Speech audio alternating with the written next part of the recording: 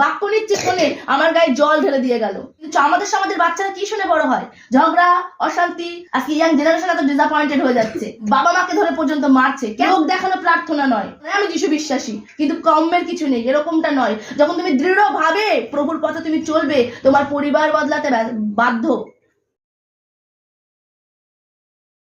সারা জীবন মানে অ্যাকচুয়ালি কত বয়স? সারা জীবনের কোনো লিমিটেশন নেই। আজকে যদি আমরা সমাজে চোখ রাখি, ইয়াং জেনারেশন, ইয়াং ছেলে মেয়ে মারা যাচ্ছে, ছোট বাচ্চা অসুস্থ হয়ে মারা যাচ্ছে, তাই না? মধ্যবয়স্কা মারা যাচ্ছে, তাই না? মৃত্যু কখন আসবে আমরা কেউ জানি না। যত পর্যন্ত আমরা বাঁচবো ওটাই আমাদের পৃথিবীতে সারা জীবন। আমি অসুস্থ হলাম, আমি ভাবলাম কেন আমার সাথে এরকম হলো। তো সেই সময় আমার সমস্ত ধ্যান ধারণা বদলে গেল। ছোট ছোট বাচ্চাগুলো যারা সবে পৃথিবীর আলো দেখেছে, ক্যান্সারের সঙ্গে যুদ্ধ করছে। 2 মাসের বাচ্চা, গলায় চ্যানেল করা, সারা শরীর লাল, হাতগুলো ফুলে আছে। ছবিগুলো দেখলে না চোখ ফেটে জল আসতো আমার। আর তখন আমি ভাবতাম যে আমি তো অনেকটা বছর পেরিয়ে এসেছি, আর এই ছোট ছোট শিশুগুলো তো সবে শুরু ওদের। তো সমাজ আমাদেরকে একটা মাথা মানে সেট আপ করে দিয়েছে যে তুমি সারা জীবন ভোগ করো, অ্যাশ করো, আরাম করো, রিলেশন করো, নেশা করো, একদম মজ মস্তির জীবন করো, বৃদ্ধ বয়সে ধর্মকর্ম করে স্বর্গবাসী হও। ভুল কনসেপ্ট। ঈশ্বরের বাক্য বলছে যে ছোট থেকেই যখন তোমার শিশু শোনার কান হয় তখন থেকে তাকে ঈশ্বরের বাক্য শেখাও। এবার বলো তো মায়েরা, ঈশ্বরের ছোট বাচ্চাদের শোনার কান কখন হয়? কখন হয়? যখন একটা প্রসূতি ডাক্তার দেখাতে যায় না, ডাক্তার কি বলে বলো তো? ভালো শুনবেন, ভালো ভাববেন, ভালো দেখবেন, তাহলে সন্তানও পজিটিভ মাইন্ডের হবে। একটা শিশু যখন গর্ভে আসে না তখন থেকেই তার জন্য প্রার্থনা করতে হয়। ছোট থেকেই তার কানে ঈশ্বরের বাক্য বলতে হয়। এতে করে কি হয়? সে ওইগুলো শুনতে শুনতে শুনতে শুনতে বড় হয়। কিন্তু আমাদের সমাজের বাচ্চারা কি শুনে বড় হয়? ঝগড়া, অশান্তি, পাপ, বিভিন্ন ধরনের অন্যায় তারা শুনে, তারা দেখে বড় হয়। সেই জন্য আজকে বাচ্চারা এত ডিসঅ্যাপয়েন্টেড হয়ে যাচ্ছে। আজকে ইয়াং জেনারেশন এত ডিসঅ্যাপয়েন্টেড হয়ে যাচ্ছে। হালেলুয়া। আজকে বাবা মাকে ধরে পর্যন্ত মারছে।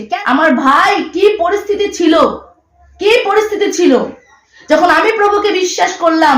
আমার একটাই প্রার্থনা ছিল, একটাই ধ্যান জ্ঞান ছিল যে আমার পরিবার আগে উদ্ধার পাবে। যদি আমার পরিবার উদ্ধার না পায় তাহলে আমি মানুষকে কি করে বলবো? আমার ভাই সব থেকে বিরোধী ছিল আমার, আজকে সব থেকে বড় সাপোর্টার। যে ছেলে নেশা ছাড়া থাকতে পারতো না, নেশা করলে অমানুষ হয়ে যেত, কি অত্যাচার করতো বাড়িতে। একদিন হচ্ছে শীতের রাতে আমি বাক্য নিচ্ছি শুনে আমার গায়ে জল ঢেলে দিয়ে গেল। তারপরে প্রভু যিশুর কার্যে আমি বিভিন্ন জায়গায় যেতে হতো, কত খারাপ নোংরা কথা বলতো, কারণ সত্যকে জানতো না। হ্যাঁ, আজকে নষ্ট হয়ে গেছে মানুষ। যে যিশুকে জানবে তার জীবন বদলাবে, কিন্তু নামধারী বিশ্বাসী নয়। যখন আমি যিশুকে জানছি আমাকে দৃঢ়ভাবে প্রার্থনা করতে হবে, লোক দেখানো প্রার্থনা নয়।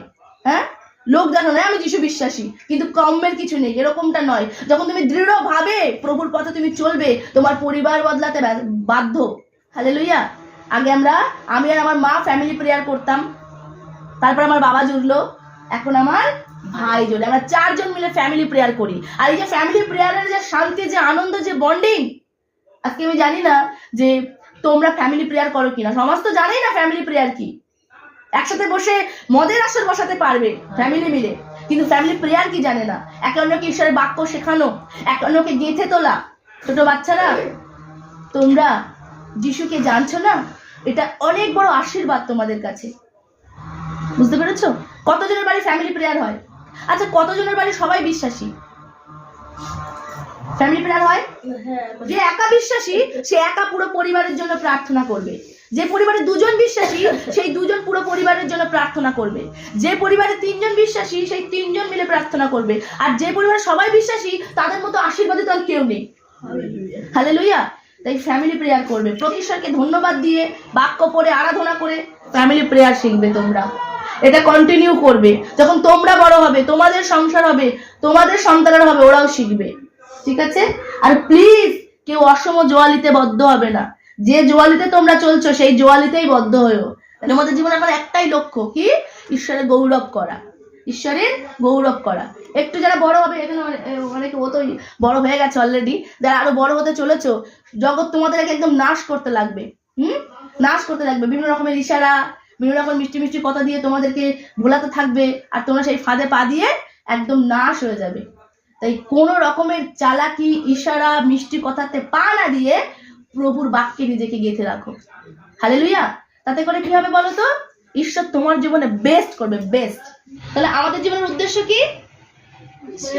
ঈশ্বরের গৌরব। তাহলে পড়াশোনা, চাকরি, বিয়ে, সন্তান, সংসার, গাড়ি, বাড়ি, এগুলো আমাদের জীবনের কি? পার্ট। মনে থাকবে? পার্ট। এগুলো আমাদের জীবনের অংশ।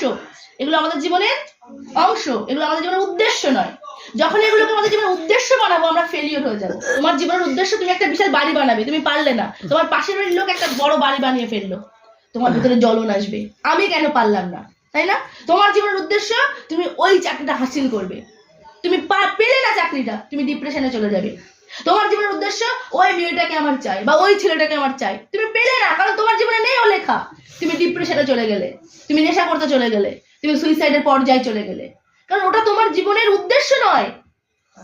আমাদের জীবনের পার্ট গুলোকে যেন উদ্দেশ্য না বানায়। আজকে আমার জীবনে কি উদ্দেশ্য ছিল? বিয়ে করব, সংসার করব, গয়নাগাটি করব, ঘুরে বেড়াবো, যেমন সংসারের ছেলেমেয়েরা করে। ক্যান্সার চলে আসলো। আর যদি যিশুকে আমি না জানতাম, আমি ডিপ্রেশনে চলে যেতাম, ডিপ্রেশনে চলে যেতাম। আমাদের সমাজ সারাক্ষণ ঘুম পোকার মতো, তোর বিয়ে হলো না, তোর তো শুনেছি বাচ্চাও হবে না, তোর তো জীবন পুরো নষ্ট। হালেলুয়া। শুধুমাত্র প্রভু যিশুকে জানি বলে এখনো পর্যন্ত বেঁচে আছি, নাহলে মাটি হয়ে যেতাম, মাটি হয়ে যেতাম।